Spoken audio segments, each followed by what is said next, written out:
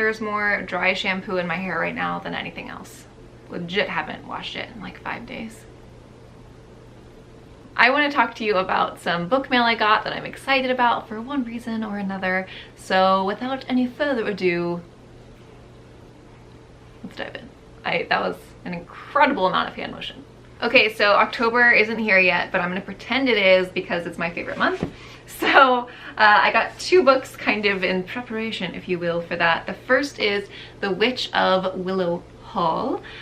Who doesn't want something witchy? And it's an ARC, but it has the deckled edges, which I truly love. So thank you, huge thank you to Graydon House, who sent me this bad boy. Which is just part of HarperCollins. So I'm really excited, and I don't know if you get ARCs or not, but sometimes they send these like little info sheets. I don't want to show you the name because I don't know if they want that out there, but it'll talk about things like real life inspiration, and I just love it. I think it gets you so much more excited about the read, and I really feel like the publishing industry should find a way to make this available in a book somehow. Do you know what I mean? Like, I would be so much more excited about a book if I walked into a bookstore and there was like all this background on it, especially when it's involved in real history in some way. So pretty excited about it. Let me tell you what it's actually about though. I mean, maybe you want to know, I don't know. So it's set in 1821, and after a scandal, this family sort of flees to their country escape, and it seems idyllic and beautiful and all those wonderful things. But slowly this sort of presence or feeling overwhelms them all, and one of the daughters has to call on some powers she didn't even know she had in order to protect those she loves. And the opening little flap here, and God, I love this on a paperback. I don't know what it's called when this happens, where it's like a hardcover, but it's a paperback, you know what I'm saying? It says, "Take this as a warning. If you are not able or willing to control yourself, it will not only be you who suffers the consequences, but those around you as well." So it just seems like a nice little fun witchy read for October. And it comes out October 2nd, so you could probably pre-order it if you wanted to, and then it would be at your door in time for your Halloween list. The next one that's kind of like grim and disturbing, although I don't know how disturbing that's gonna be, but you know me, I love some horrible things. And this is Sons of Cain. It is a nonfiction history of serial killers, which is pretty intense. From the Stone Age to the present. I already read the first few pages and I'm kind of like obsessed with it. I wanted to drop everything and read it right now, but I didn't. I was a good kid and stuck to my TBR. But I'm so excited about this. It's kind of cool that it's from a non-fiction thing, and that it's doing this big scope, like from the Stone Age to the present. The first thing he talks about is actually the creation of the word serial killer, because it's actually a pretty new term. So I'm excited just from a curiosity perspective, like a grim curiosity. And I think the history of things will be really, really fascinating. So I just like having these sort of weird nonfiction books around. Like this and Eyewitness to History are really great nonfictions. I'm totally going to read it cover to cover, but I think it's also one of those cool books that you'll just sort of have forever. And if someone's like bored in your house or waiting for you or hanging out or whatever, that you could read a chapter of and totally take something away from it. You know what I mean? So I'm really excited to have this. I'm glad the writing style is the way it is. I don't think it's going to be too like flowery, which is something I hate in nonfiction. So I'm really excited. So thank you to Berkeley for sending this to me. I think this is going to be a big one. We're really excited about it. So the next one is a science fiction, and it is for outer space. And I don't read too many of these outer space things, but I don't know, something about this description hooked me, and the guy on the back has like some sort of creature on his shoulder, and that seems random to me, but in a way that I kind of like, if that makes sense. So it just sounded fun, and basically the description is this: a disease wipes out the human species except for one man, and this one man has been taken under the wing of an alien species that's intelligent, and they want to use his DNA to repopulate the human species.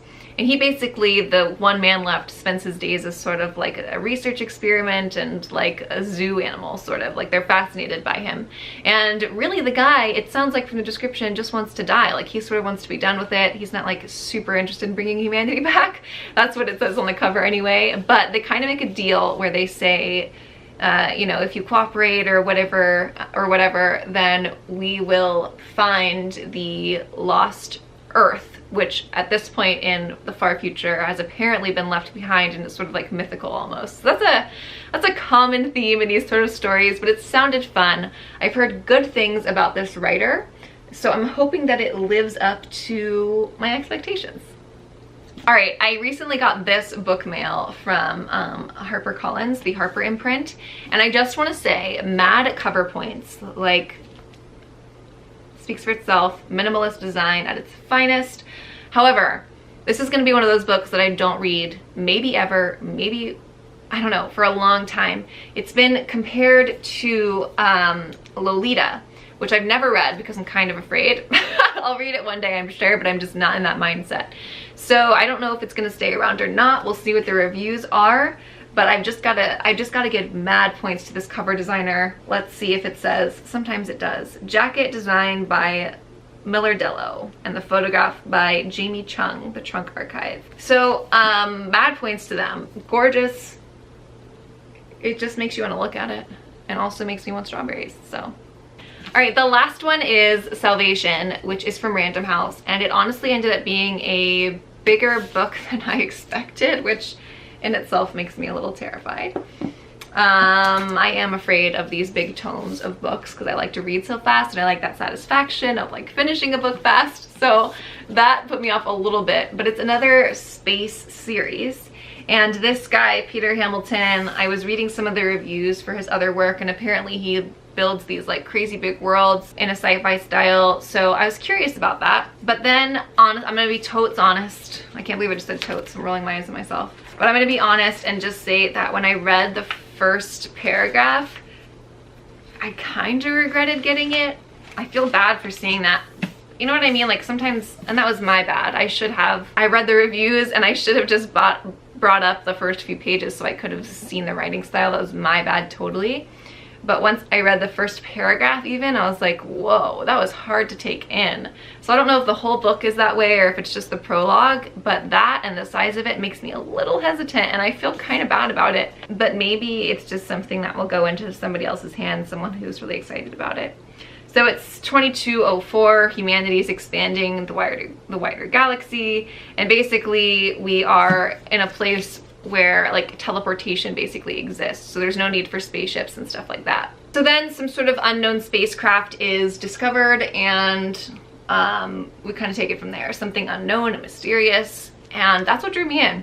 I don't know why I'm in like an alien mood, but it just sounded fun. But now I'm like hesitant. I don't know. I think I might wait on the reviews, but if sci-fi is your thing and you know this author, then go for it. So that's it. Some new books I'm excited about. Really excited for the witchy one and the Sons of Cain. I think I'm gonna read those next month actually. And I'm just excited, really excited for those. It's so fun having book mail. Nothing makes a day better than book mail. In fact, I'm actually having a pretty rough day and I would love to have some book mail right now to cheer me up. But I'm so glad to have these. Really looking forward to them. So let me know if you've gotten any book mail lately. I'd love to know what it was, if you bought it, or if it was given to you, went to the library, anything counts. Let me know what you've just picked up lately and why. And that's it. I'll see you in the next video. Do me a big favor, if you liked this video, give it a thumbs up, leave a comment below, and go ahead, hit that subscribe button. It's not that scary, we can be friends. All right, thanks for watching. I'll see you next time. Bye.